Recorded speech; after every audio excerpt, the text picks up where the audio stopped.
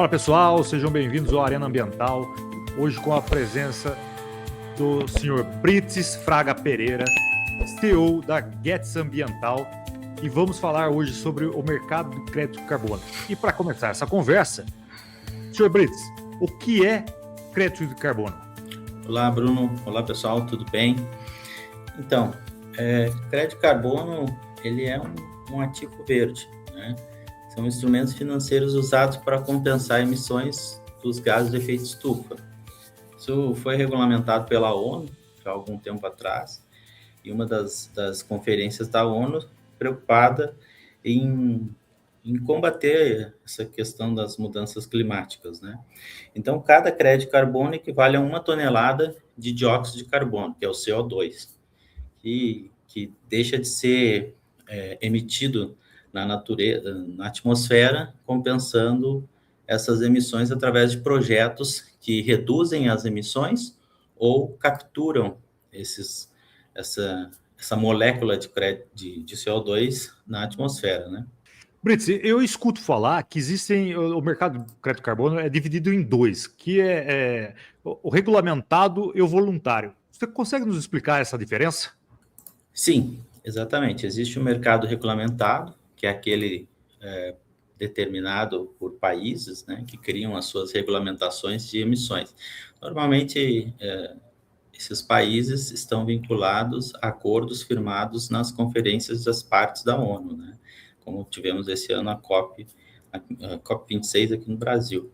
Então, o mercado regulado ele vai por esse caminho, existe toda uma normativa legislativa em cima disso, como está acontecendo aqui no Brasil, e onde transacionam-se créditos de projetos desenvolvidos nessa região geográfica que o mercado abrange, e empresas que têm altas, digamos assim, cargas de emissões, são obrigadas a compensar essas suas emissões, né, essa sua pegada de carbono, de alguma maneira, né? Seja com projetos de descarbonização, de redução de emissões, né, ou compensação de emissões que já foram feitas, né, através de projetos que sequestram esse carbono da atmosfera.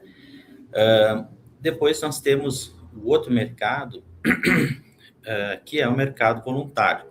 O que acontece? Esse mercado voluntário, ele é de forma mais abrangente, pegando todos os países do planeta, onde nós temos empresas que têm uma maior preocupação com a sua pegada de carbono, fazem os seus inventários de emissões anualmente, não por uma imposição obrigatória do governo, onde ela se encontra, mas sim em cima da sua preocupação ambiental, né? Em cima da sua preocupação de sustentabilidade.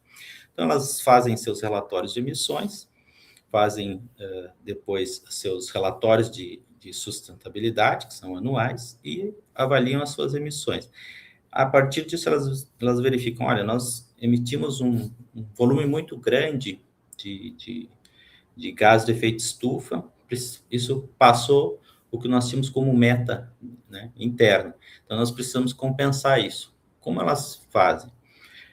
A maneira mais coerente seria fazerem projetos próprios ou internos nas suas organizações para reduzir isso. Quando elas não conseguem, elas vão até o mercado voluntário, ou seja, elas são voluntárias em compensar as suas emissões, procurando crédito de carbono para comprar. Esses créditos de carbono, eles estão vinculados a projetos, como eu expliquei antes, de descarbonização ou sequestro de gases. Então, elas entendem que esses projetos que oferecem os créditos, eles estão, de certa forma, contribuindo para as reduções de emissões do clima. Então, as empresas compram esses créditos de forma voluntária, onde elas estão procurando isso, para mitigar a sua pegada de carbono, né? Seu impacto ambiental. Então, por isso a gente divide mercado regulado e mercado voluntário. Hoje, no Brasil, o que a gente mais tem, o que nós temos evidente é o mercado voluntário, né? Empresas que têm essa preocupação estão procurando isso. O mercado regulado ainda não está completamente estabelecido, né? E Brice, assim, ó, a gente vai voltar a falar das empresas, mas eu tenho uma curiosidade, e eu acho que o pessoal que está nos assistindo também, que é como um projeto gera crédito de carbono. Bom, como uma empresa gera crédito de carbono? Né? Tem diversos, como um projeto gera crédito de carbono, melhor falando. Dentro da geração de crédito de carbono, a gente hoje tem mais ou menos umas 174 áreas que podem gerar crédito de carbono. Hoje, as mais comuns que o mercado vem noticiando, né, a imprensa, são projetos florestais, né, de remoção dos gases de efeito estufa. Então, aí nós temos o projeto REDD+, ARR, né, outros projetos que também geram crédito de carbono, projetos de energias renováveis, né, projetos de preservação de áreas marinhas, né, e a gente entra no carbono azul, que é um pouco mais diferenciado. Então, existem várias formas, né? Que chega muito para nós hoje perguntando, por exemplo, proprietários de áreas rurais, olha, eu tenho uma área floresta muito bem preservada, gostaria de gerar crédito de carbono, como isso funciona? São projetos muito complexos, né? Você precisa fazer monitoramento da floresta, mensuração das árvores, acompanhamento a longo prazo, auditorias, verificações. Então, é um mercado que exige as suas especificações técnicas, né? Considerando aí o mercado voluntário, onde você tem certificadoras que validam esses estudos de forma linear em todo o planeta. Então, são projetos que entrariam para o mercado voluntário também, né? O Brits, e você falou sobre certificadora, né? E eu pensando aqui em todo esse contexto que é complexo, para negociar o crédito carbono, eu acredito que precisa ter uma certificação, né? Então, minha pergunta é: realmente todo crédito carbono precisa ter uma certificação? E como ocorre uma certificação desse crédito carbono? Perfeito, Bruno. Exatamente. Precisa sim ter uma certificação, né? É importante, assim, um proponente, um desenvolvedor do crédito carbono, ele não vai se certificar ele mesmo, né? Então, não faz sentido uma empresa propor um projeto e ela mesma ser a certificadora desse projeto. Hoje existem grandes players, grandes standards, que são certificadores no planeta. Então, nós estamos falando aí de Verra, de Gold Standard, ARR3, né? Entre outras, muito comuns no América do Norte também. Cada uma dessas certificadoras provém de uma metodologia, digamos assim, uma metodologia mãe, que foi desenvolvida pelo organismo UNFCCC, vinculado à ONU, né? Que monitora e gerencia esses acordos que eu mencionei antes, junto às mudanças climáticas do país, né? É um órgão específico de mudanças climáticas da ONU, onde desenvolveu, dentro dos acordos firmados nas conferências, algumas regulamentações sobre como desenvolver projetos para crédito de carbono. Essas certificadoras começaram a surgir com metodologias baseadas nessas da UNFCCC, com adaptações regionais, né, ou locais, ou que tivessem uma melhor adaptação a todas as situações no planeta. E aí eu estou falando por categorias específicas, né, mudança e uso do solo, agricultura, energia, até agora, por exemplo, a Verra tem uma metodologia sobre o uso de plástico, a Biocarbon, que é uma outra certificadora da Colômbia, está desenvolvendo uma metodologia, na realidade já está pronta, de biodiversidade, crédito de biodiversidade, que é um pouquinho diferente, crédito da água também já tem sido falado.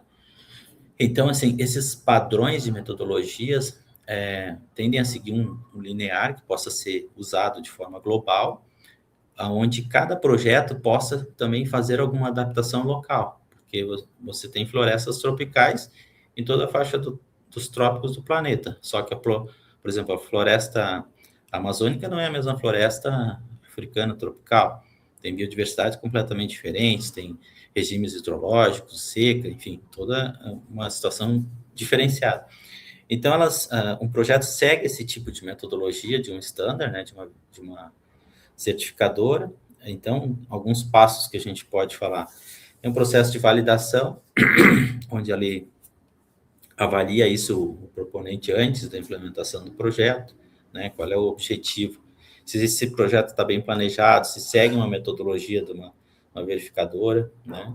Depois ele vai para um processo de verificação, onde antes de você submeter a emissão do crédito, A certificadora tem uma auditoria que vai ser feita, né? O proponente do projeto ele tem que contratar uma auditoria independente para isso, para replicar tudo que foi descrito, validar se foi feito com acurácia, né? Se tem precisão naquilo que está sendo mensurado em termos de geração de crédito. E isso se aplica a todas as modalidades, seja floresta, água, energia, né? Isso tem um prazo determinado que vai acontecer. Depois isso retorna para a certificadora e ela avalia e aí sim emite os créditos. Eu falando parece ser muito rápido, mas esse processo ele não é muito rápido, pode levar 1, 2, 3 anos você desenvolvendo isso, considerando aí projetos amplos, né, de áreas de cobertura florestal muito grande, ou um pouco mais rápidos, como projetos de energias renováveis, projetos que, como na África tem acontecido bastante, projetos de implementação de fogões, né, para comunidades mais carentes, são tipos de projetos novos e que têm um bom apelo dentro das certificadoras e depois do mercado dos créditos que eles originam, né? Brits, eu queria voltar um pouquinho atrás Claro. E fazer uma pergunta. Quando que uma empresa determina que ela precisa comprar esse crédito carbono? Perfeito. Quando que a empresa determina isso? Primeiro, vamos voltando um pouquinho antes de crédito carbono, existem 3 pilares na sustentabilidade que a gente chama de ESG, Environmental, Social and Governance. O que é isso? São os pilares de sustentabilidade que as empresas adotam, né? São questões que ela tem que trabalhar na sua política interna, né? Agora, recentemente, aqui no Brasil, a ABNT lançou uma norma técnica sobre isso, até fiz um curso de líder nessa auditoria técnica, né, de implementação de ESG nas empresas, onde como funciona isso para se colocar dentro da empresa. Então, não se pensa somente a questão ambiental, mas se fala da questão ambiental, da questão social do trabalhador, do colaborador, da participação dessa empresa na comunidade e os critérios de governança que a empresa tem que influenciam isso, né? Então, isso começa a trabalhar essa questão da pegada de carbono. O que é uma pegada de carbono? É quanto de marca essa empresa, essa atividade, né, essa indústria, deixa no planeta. Então, por isso que se chama pegada de carbono. É quanto ela emite de carbono deixando essa marca.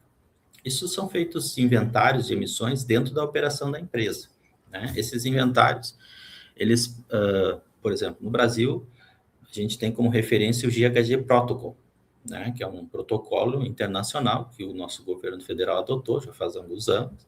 Existe um protocolo padrão que as empresas podem seguir para mensurar essas suas emissões. Esse protocolo, ele segue 3 pilares também, né? Os 3 escopos, melhor dizendo, escopo 1, 2 e 3, em áreas de emissões de gases.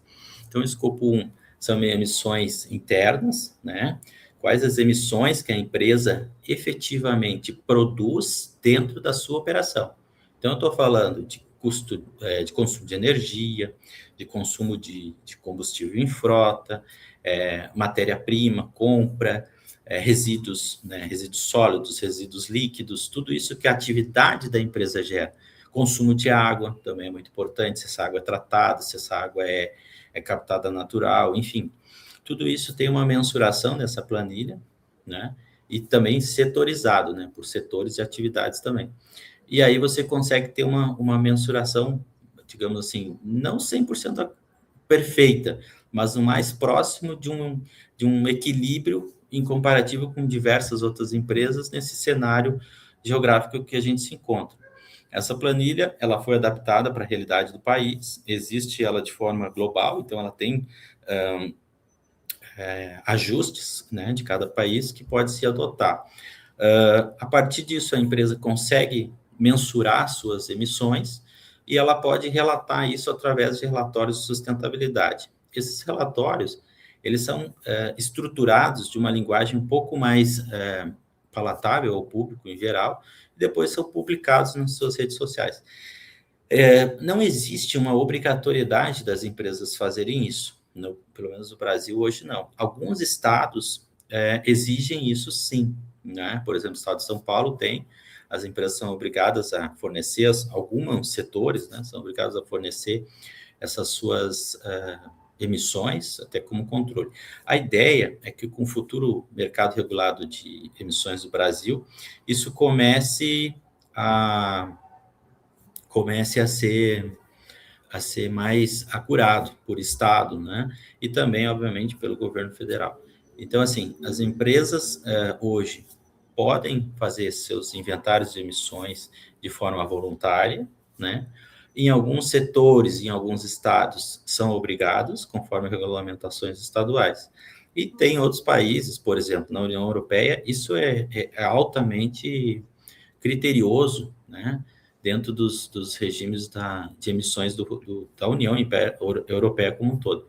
Se não me engano, os Estados Unidos têm alguma coisa também, alguns estados têm suas regulamentações específicas que trabalham isso.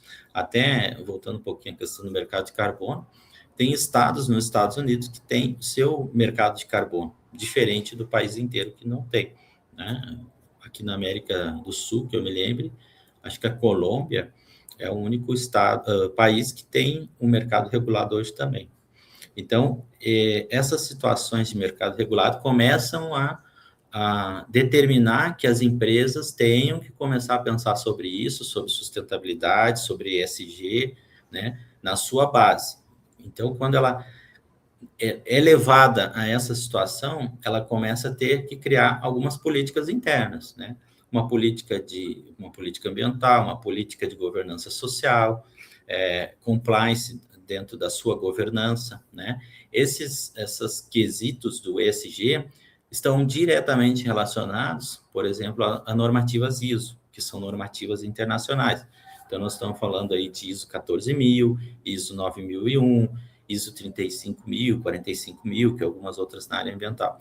Isso parecem coisas desconectas, quando eu falo assim, mas elas acabam tendo muita relação dentro do pacote sustentável que uma empresa tem. Então, você tem os pilares do ESG, ambiental, social, governança, você tem inventário de emissões, você tem relatório de sustentabilidade.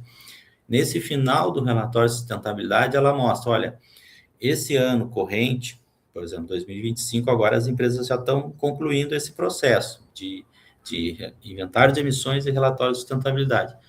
Aí elas vão relatar, olha, nós tivemos uma emissão de gases de efeito estufa, que não é um só, não é gás carbônico só, são em torno de 14 gases, mas ele é representado pelo CO2 como o mais poluente, um dos mais poluentes, que o metano é bem mais. Nós emitimos aí em torno de 1 milhão de toneladas de gases de efeito estufa, certo? Nós conseguimos mitigar isso de determinadas maneiras, reduzindo alguns processos, consumos, compra de energias renováveis, troca de frota de veículos mais antigas por combustíveis não fósseis, ou combustíveis renováveis, como o etanol no Brasil, ou troca por uma matriz de carros elétricos, ou até biometano, que também tem acontecido. Mas ainda assim, a nossa pegada de carbono foi muito alta, né? Nós precisamos comprar esses créditos. Então, por isso elas vão ao mercado também buscar essas iniciativas. E você falou em compra, isso me remete a preço, né? Como é valorizado esse crédito carbono, né? E quando ele pode ser desvalorizado? E quem que regula esse mercado de crédito carbono? Perfeito, Bruno. Essa pergunta é quase $1 milhão nesse segmento de mercado de carbono. Isso eu recebo questionamentos quase que diários de clientes, né? Querendo vender seus créditos. Eu tenho um projeto, sim, quero fazer um projeto florestal. E quanto que está o crédito carbono hoje? Olha, é uma dúvida constante. O que a gente identifica num balcão de compra de créditos que tem dado uma regulamentação no crédito, considerando o mercado voluntário, tá? Que é o que mais a gente tem participado hoje. É basicamente a estrutura, né, de complexidade do projeto. Então, ali, o que você tem? O tipo de projeto, se ele é florestal, se ele é de energia, se ele é captura de carbono por outros processos. A certificadora que esse crédito foi submetido, porque ela pode ter padrões, né, já mais rígidos do que outras certificadoras, e com isso dando mais credibilidade ao projeto. Também a questão de co-benefícios que esse projeto leva à sociedade ou à comunidade que ele está inserido. Aqui é um ponto, né, que varia muito, a questão do preço, né?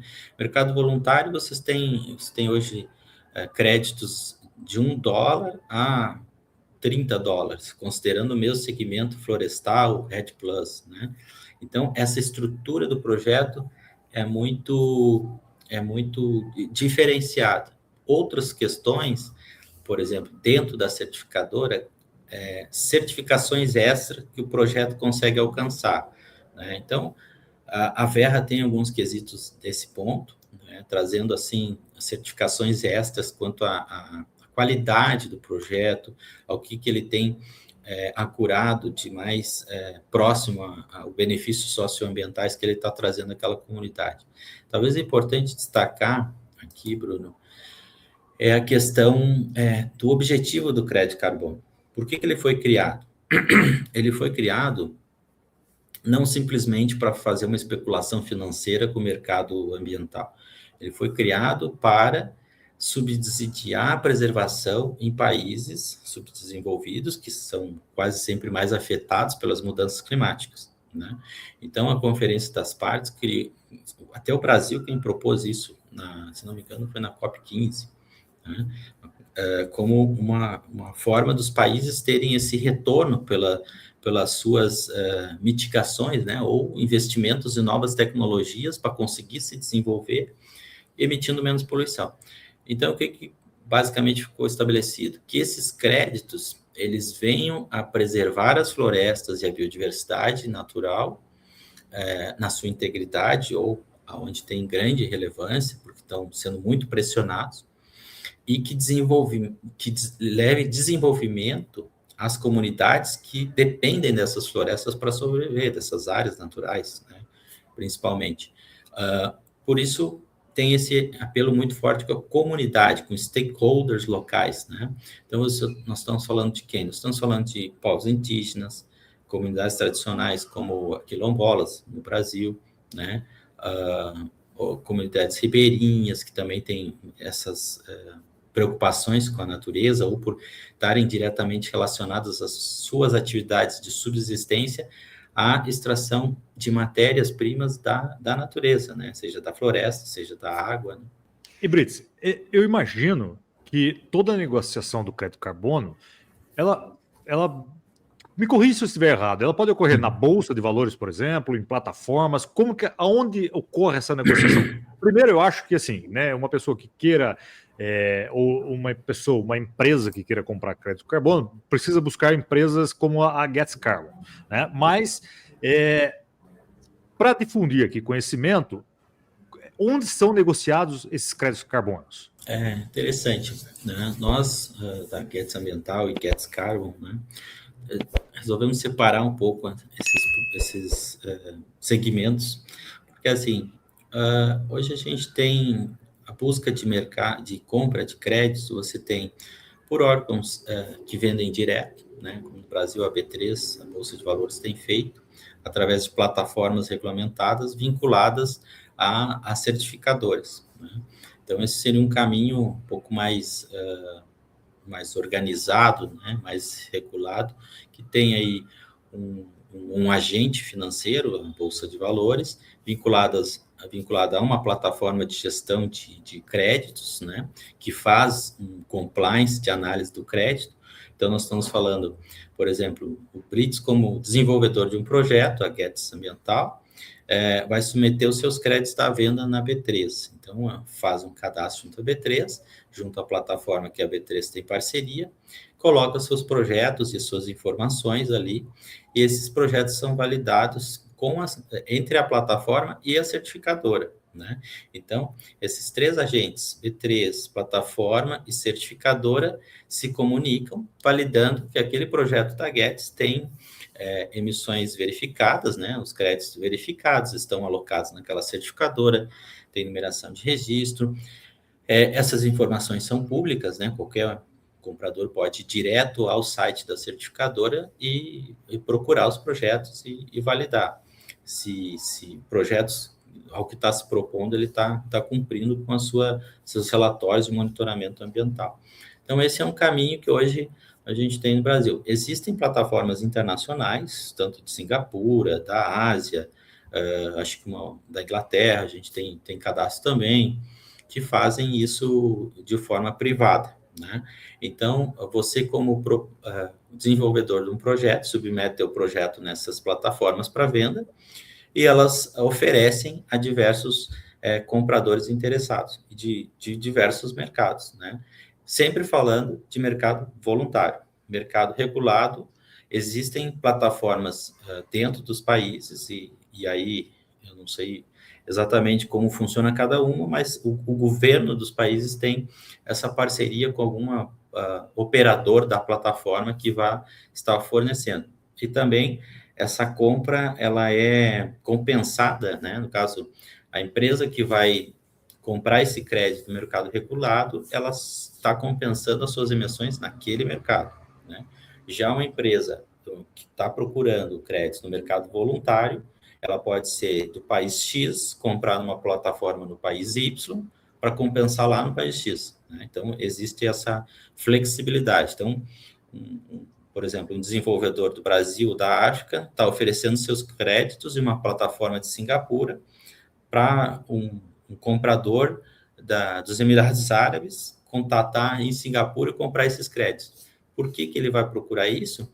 Pelo que eu falei antes da estrutura do projeto, né? Isso que vai dar melhor visibilidade do projeto no mercado financeiro, né? Vai dar melhor valor ao seu crédito gerado, né? Todas essas políticas de acompanhamento do crédito, do projeto em si, geram melhor visibilidade financeira, né? E Brits, partindo do pressuposto que uma empresa quer comprar o crédito carbono, né, no mercado voluntário, qual o cuidado que essa empresa precisa ter? Então, isso é bem importante, né? E às vezes até é difícil de conseguir identificar o que a empresa, ou vamos falar assim, o gestor de sustentabilidade, quem vai responder por isso, que vai avaliar como ele vai comprar esse crédito, onde ele vai procurar, né? Então, assim, alguns pontos importantes. Verificar onde essa certificação do crédito foi feita, né? Se essas certificadoras ou a certificadora tem uma boa reputação no mercado, se ela tem padrões rígidos de verificação da metodologia, né? Analisar também a questão de adicionalidade do projeto, se o projeto só existe porque há receita de créditos, né? Se o projeto ocorreria de qualquer forma, por exemplo, por uma obrigação legal, tem que preservar aquela área porque o governo está demandando, então ele já não tem uma adicionalidade, né? Ele é obrigado a preservar aquela área porque é uma questão regulamentada, né? Então já não tem uma certa boa integridade para crédito carbono. A questão também de permanência do projeto, né? Projetos florestais, eles devem ter assim plano de mitigação de riscos, né? Nós estamos falando de floresta que é natureza, né? Pode acontecer incêndios, pode acontecer grandes pragas, desmatamento ilegal. Então, essas situações dentro do projeto, elas são avaliadas como um risco e como esse risco pode ser mitigado, né? Parte da receita do crédito deve estar prevista para isso, né?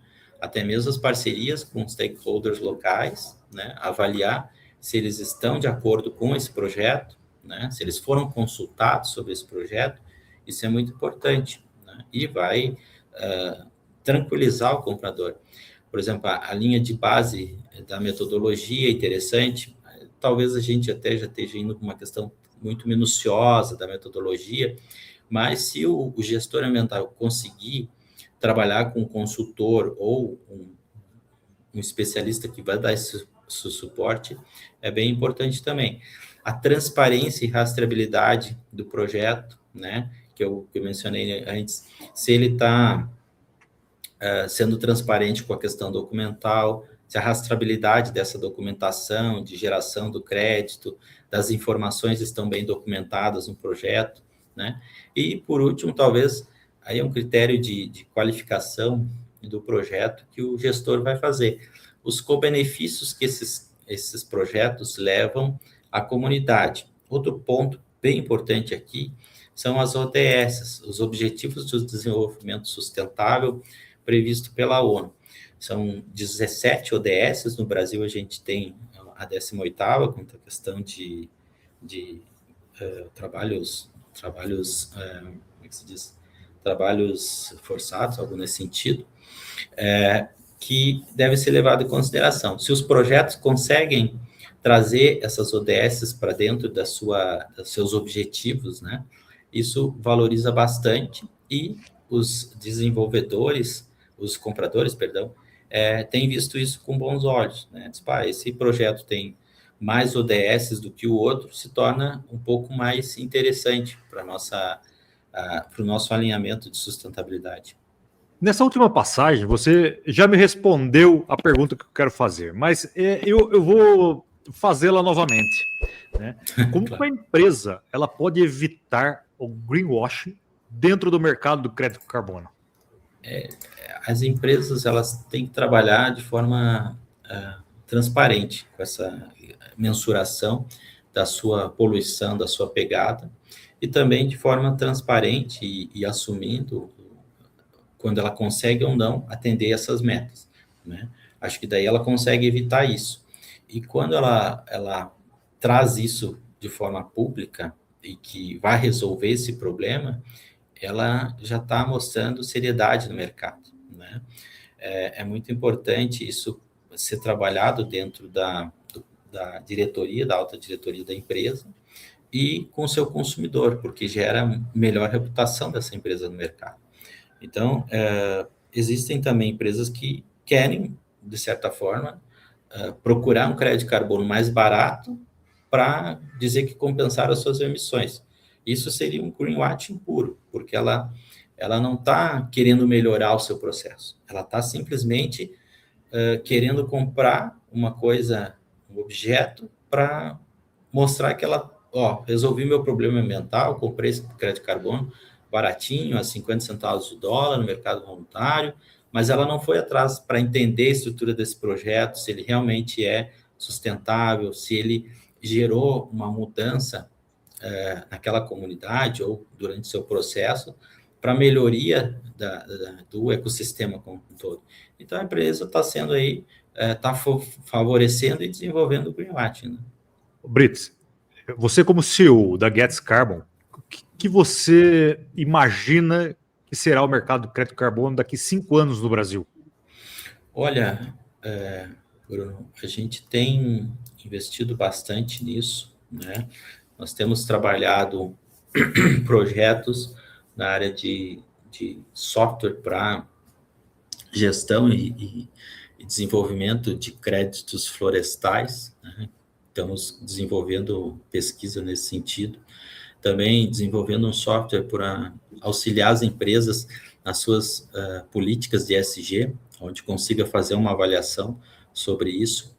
E, de certa forma, trazer um pouco mais de informação também para a comunidade que trabalha com isso, no campo empresarial ou público, para conseguir melhorar essa sua iniciativa de sustentabilidade. Tem exemplos fantásticos no nosso país e em outros, não mais equivalentes com o Brasil, em sucesso nisso, mas acho que tem muito mercado para isso se desenvolver na área ambiental, na área de consultoria, como a área da biologia, que é o meu caso, né? Eu vejo, assim, uma escassez de profissionais qualificados para isso, né? É um mercado muito falado, mas que falta profissionais. Eu acredito que com a regulamentação do mercado brasileiro, já temos aí uma lei falta ainda termos decreto e regulamentações específicas de como vai funcionar esse mercado, essa agência que vai regular isso, né? Vai trazer para o Brasil uma liderança mais quase que global com esse segmento de mercado de carbono. Hoje, estamos vivendo um momento muito, acredito eu, feliz em termos de relações exteriores com outros países, apesar de termos sofrido a questão com os Estados Unidos, mas isso abriu diversos outros mercados. E não só questões econômicas, mas questões de troca de experiências, de iniciativas tecnológicas, científicas, de desenvolvimento nesse sentido, muito importante, né? Eu acredito que nos próximos 5 anos, o Brasil ainda vai, no nosso jeito de trabalhar um pouco mais demorado, vai conseguir se desenvolver nesse processo, né? Melhorar essas políticas públicas que influenciam muitas vezes as empresas privadas na questão de mercado de carbono. Eu acredito que o planeta como um todo tende aí ter um alinhamento nesse sentido, em processo de descarbonizações, melhorias tecnológicas para isso, né? Até mesmo por lideranças maiores que o Brasil em termos financeiros, como a China vem se destacando, Estados Unidos com uma nova política externa está um pouquinho complicado, mas a China vem trazendo isso, vem buscando isso. Tem aí todo o continente africano para se desenvolver com isso, né, com uma riqueza absurda em termos de biodiversidade, né, de áreas a serem preservadas. Os ecossistemas têm sofrido muito com os processos antrópicos, né, das ações do homem, mas acredito que ainda tem muitas iniciativas boas, né, a tecnologia agora com a IA, acredito que vai nos dar muitas oportunidades de melhorar isso, né? Então, acho que é um mercado promissor, né? O mercado de carbono, ele abre um leque enorme de alternativas de negócios, de desenvolvimento, tanto social quanto ambiental, né? Temos problemas? Temos, vamos continuar tendo questões estruturais, né? Mas isso é um mercado novo que tem muito a se aproveitar, muito a se colher de frutos que virão, né? E Brits, eu ia pedir para você dar um conselho para quem quer começar a negociar crédito carbono, né? Ou quem gostaria de trabalhar. Eu acho que, na verdade, você já disse e já deu essa dica, né? O que está faltando profissionais na área. Então, eu espero que as pessoas aproveitem essa dica e vão se especializar, porque eu acho que há mercado para todos. Mas antes de a gente terminar, o papo está muito bom aqui, abriu aqui algumas perspectivas bem legais. Eu gostaria que você explicasse, falasse um pouco sobre a Getz Ambiental e a Getz Carbon, né? E falar um pouco sobre as empresas, o que ela faz, e para o pessoal também conhecer o seu trabalho. Perfeito. Obrigado, Bruno, pelo espaço, né? Eu achei a iniciativa de vocês bem diferente, né? Bem interessante, assim, de ter esse bate-papo com vocês e fico aberto aos espectadores do canal. Se quiserem conversar em outras ocasiões, eu estou disponível também. Hoje a Getz Ambiental, a gente trabalha já há 10 anos no mercado com consultoria ambiental, né? Temos uma equipe multidisciplinar, trabalhando com grande parte biólogos, botânicos, ecólogos, zoólogos, né? Sociólogos, arqueólogos, paleontólogos também, na área assessorando empresas com as suas necessidades de instalação, de licenciamento, né? De regulamentações, de obtenção de licença, de monitoramento ambiental, né? Isso tudo nós trabalhamos hoje. Depois, conforme a demanda de clientes veio surgindo com a questão de ESG, né, de descarbonização, a gente começou a ir um pouco mais nessa linha de sustentabilidade, prestando assessoria também aos clientes nesses processos de inventário de carbono, de políticas de sustentabilidade da empresa, né, estruturação de uma política ESG, né, e por demanda de clientes tendo a demanda, né, a necessidade de vender crédito de carbono, a gente criou o outro segmento que é a Getz Carbon, né? Então, uma plataforma global de venda e compra de crédito de carbono, né, onde a gente faz essa intermediação entre produtores e empresas que precisam comprar, e também com agentes de comércio de crédito de carbono. Então, hoje a gente tem iniciativas de parceiros, tanto na Europa, quanto na Ásia, quanto na América do Sul, né, nesses projetos. E também estamos, através da Guedes Ambiental, desenvolvendo projetos de geração de crédito de carbono próprio, né. Estamos tendo demanda de clientes querendo fazer parceria com crédito de carbono na área de energia, na área de florestas, né? Proprietários de áreas rurais que têm essa demanda também. Então, assim, é como eu reforço a fala de que quanto mais profissionais estiverem trabalhando por isso, melhor a gente vai ter esse setor estruturado, né? Vão ser projetos melhor desenvolvidos, né?